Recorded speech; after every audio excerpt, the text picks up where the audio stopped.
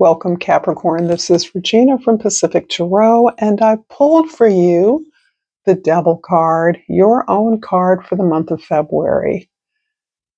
There's a deep message here about detoxing your life, detoxification, cleansing, purifying. I do believe that the Capricorns I'm speaking to have been on a path of trying to clean up their acts in some way or another, despite the hard work and effort that you put forward. Despite your discipline, there may be lots of little tricks you have to keep yourself going that disrespect your body and your long-term goals of being present and mindful in the moment. So these habits can range anywhere from simply overeating, to using substances, sex. It really doesn't matter. Binge watching Netflix, whatever it is, you're becoming aware of how these not productive habits are taking away from your ability to be clear-minded when you are productive. You are aware that every effort, every deed has a consequence, and so you're looking at your addictions in that way. In other words, rehab isn't the worst thing. Isn't the only way that we create a consequence for an excess in our lives. But ultimately, the attachment to material thrills, food, uh, things actually can hold us back from the kind of spiritual development many of us are seeking. And I do remember as a young metaphysical student, long ago, I was so surprised in a discussion about the existence of ghosts or astral energy that stays behind when someone is perhaps killed in an unexpected or surprising way. This was particular to World War II in Europe, the existence of soldiers who had passed but didn't know that they had passed because of the extraordinarily violent way in which they were killed, a bomb, for instance, and the how they cling to the material planet Earth because they don't know where else to go. They haven't let go. They haven't realized. And so that same principle can hold one back in Earth when one is so addicted or comfortable with material attachments that it can make it difficult to not only pass on, but really to pass through higher states of spiritual experience. And I do believe that that is something you are consciously aware of and trying to use that as a way of weaning yourself from too much chocolate, snacking at night, potato chips and wine, whatever it is you do that isn't really big in the scheme of things, but you understand. Of all signs, Capricorn, Saturn is your ruler. You should understand that every action causes a reaction, and karma is you reap as you sow. This is a general reading, Capricorn, so it isn't going to resonate for all of you. However, if you're interested in a personal reading, information for that is in the description box below. Welcome to those of you that are new, and welcome back to those of you that know me.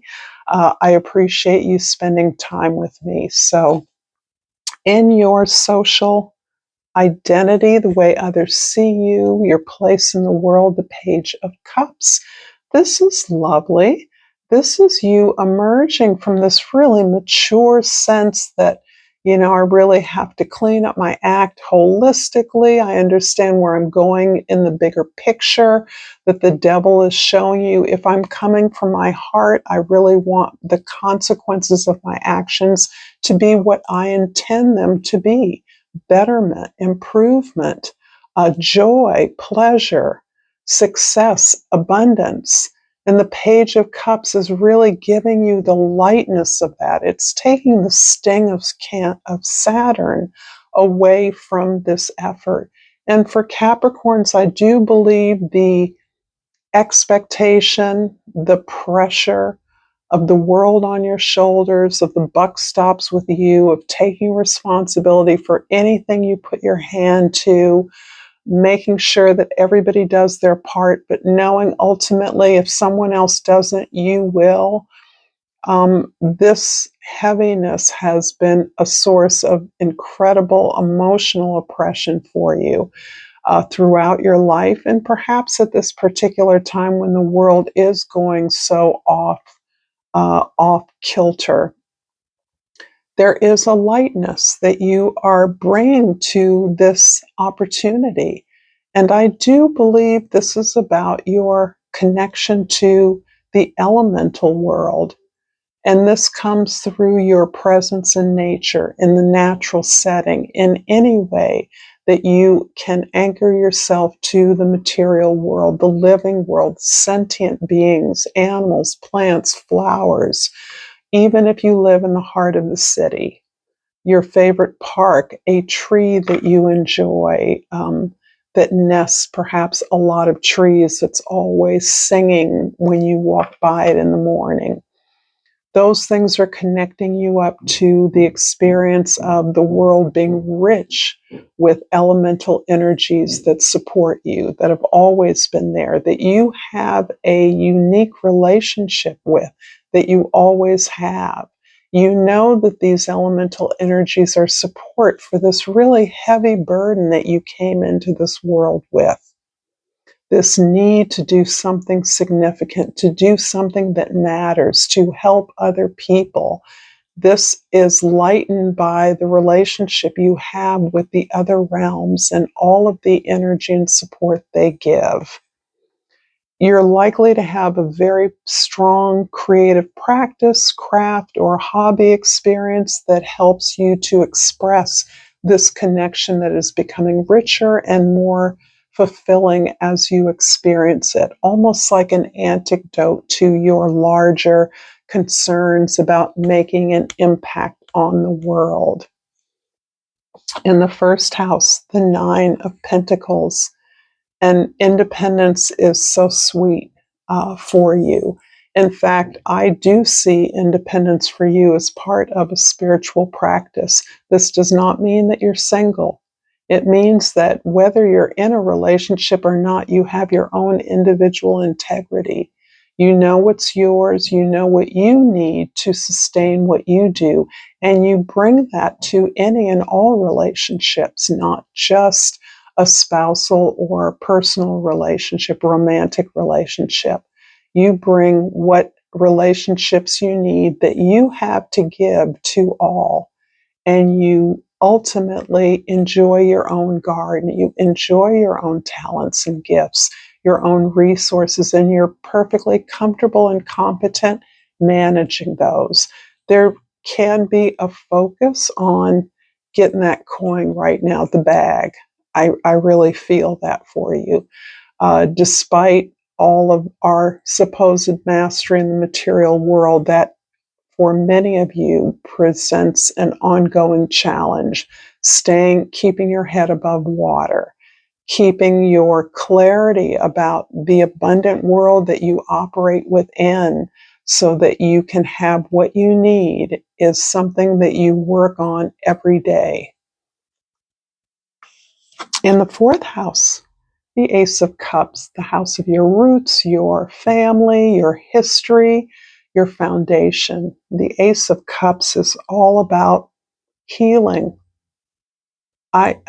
It's interesting to me that this devotion to your purpose and the work that you came here to do, which can feel so exclusive and so isolating, is grounded increasingly on the sense of love, self-love, this consciousness that the more energy that you can put into respecting your dreams, your talents, nurturing yourself, uh, caring for yourself, soothing yourself, listening to your feelings and your whole experience, not just the sunny, happy things that make us feel good, but all of it is really what is building up this motivation, this incredible sense of sharing a gift, the joyousness of that, the sense of lightness that you gain from shifting your perspective in this way, teaching yourself how to love. Unconditional love is something you're teaching yourself at this time. And as harsh as that may sound for some of you, it's not that you were never loved. I know my parents loved me, but the idea that you are loved for just being who you are and not for anything you do is something we have to learn in a culture that values people on the basis of what they have and what they do. In the seventh house of significant others, we have the King of Pentacles. This is definitely another one of your cards. There's a sense of mastery that you are exhibiting over all of the resources that you consciously share in all of your relationships. You're understanding that everything you do is part of a relationship. It's a relationship with others who support you and who you work with in a supportive environment. It's also a relationship with the thing, the aspiration, the goal, the sense of a gift that empowers this goal, this desire for to create something of value and significance in the world. This also shapes the kind of partner you are in any relationship, so that you are fully responsible for your part. And you're getting better at putting the frame around that, putting healthy boundaries around that, so that it isn't what you have that you're negotiating with. It's the way that you've learned to, the way that you've gained what you have that you are sharing with others. Your process, your commitment, your work ethic, your sense of alchemical transformation. It really is at the heart of manifesting anything. It doesn't matter what it is. It requires elbow grease, pedal to the metal, consistently all the time. And that process has become so infused with self-devotion, self-respect, that this is a gift that you give to others in any setting. This is the basis of all your partnerships, that you honor your responsibility so that others understand how to honor theirs. If this reading is resonating for you, please like this video. Please share this with others. And certainly, please subscribe to my channel, Pacific Tarot. I appreciate all the ways that you support me in whatever way that is, and I feel it. And I pull the success card. I know that there is no greater goal than to love.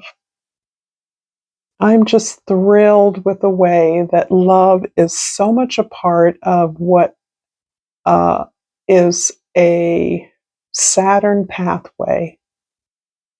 So just as Saturn is the great taskmaster, Saturn is also the mistress of time, and time heals all wounds. Just as the alchemist refines lead into gold, that happens through a long, arduous process of balancing, harmonizing, mixing, eliminating, until the essence is preserved.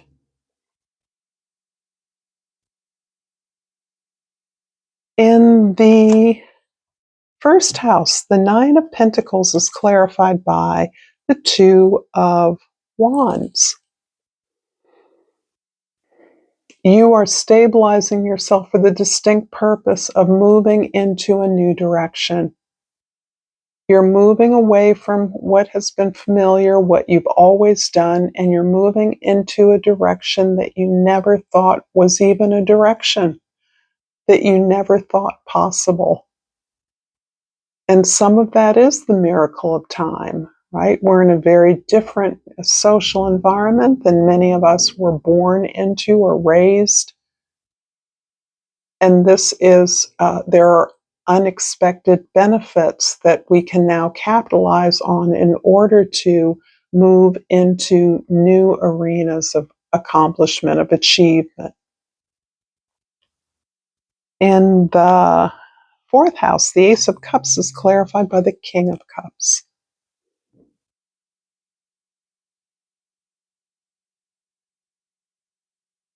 So I see this as a loving, caring partner, friend, ally coming into your life to be that gentle provider that has been largely absent from your experience, perhaps from your adult experience in particular. This also can reflect simply an aspect of your own maturity, where you are learning that the things that you used to be ashamed of are actually the things that support your greatest pride. This can include differences, ways that we don't seem to belong anywhere, uh, challenging experiences that we repeatedly chose over and over again. This is the way that you have actually learned and benefited from those experiences in a way that makes you relax into your uniqueness and is magnetizes others who need your support. You understanding that really your support is your story, how you did it, so different from the way others do it, so outside the box, so unusual, so challenging, a source of incredible pride for you as you realize what you've gained from those harsh uh, obstacles. In the seventh house, the King of Pentacles is clarified by the Knight of Swords.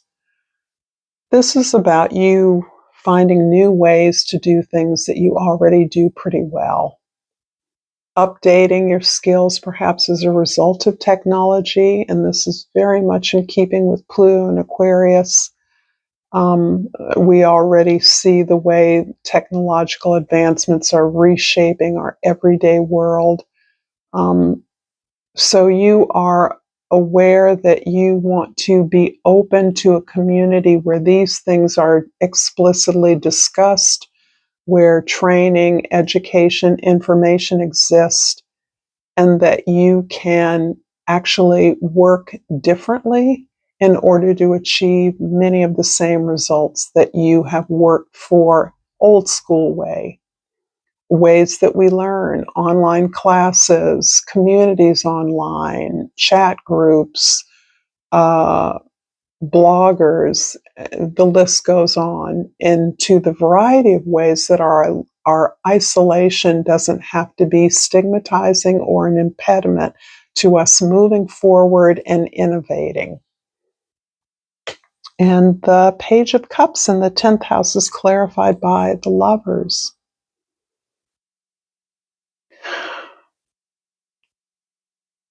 I see you receiving an opportunity.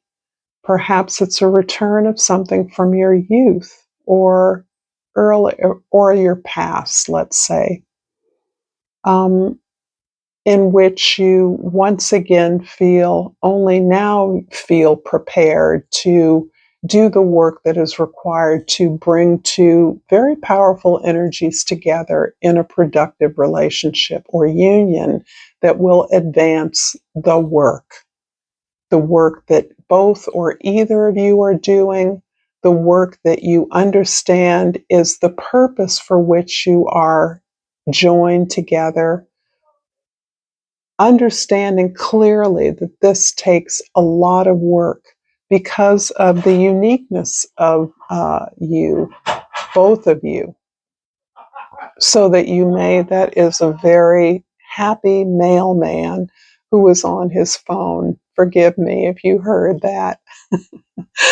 um, this is someone who you're deeply bonded with at a soul level. You've probably worked in other lifetimes. You've been in other lifetimes together. I have a feeling that what it is you're working towards, a relationship, is something that you have worked towards in a lifetime previously. In other words, the culmination of this relationship is frustrating for some reason. There's some fundamental differences that you have not been able to get past, and the amount of effort uh, has held both parties back from sharing what needs to be shared, talking about what needs to happen in order for you to create an environment where you both can do your work and work together to create together. This is beautiful. I'm going to finish up this reading with a crystal oracle and hope that this reading has been insightful for some of you. And I pulled the Iolite, and it reads, shift your money mindset. I think Aries got this as well. This is about the way that you have, we've been conditioned to think about money, finite resources, about abundance in general. I think this is helping you to take the focus off the money and onto your passion, your service, your mission, and beginning to experience that the money comes. The money is limitless. It's your idea of limited resources that needs to open up and relax. Thank you so much, Capricorn, for this beautiful reading. Until next time, namaste.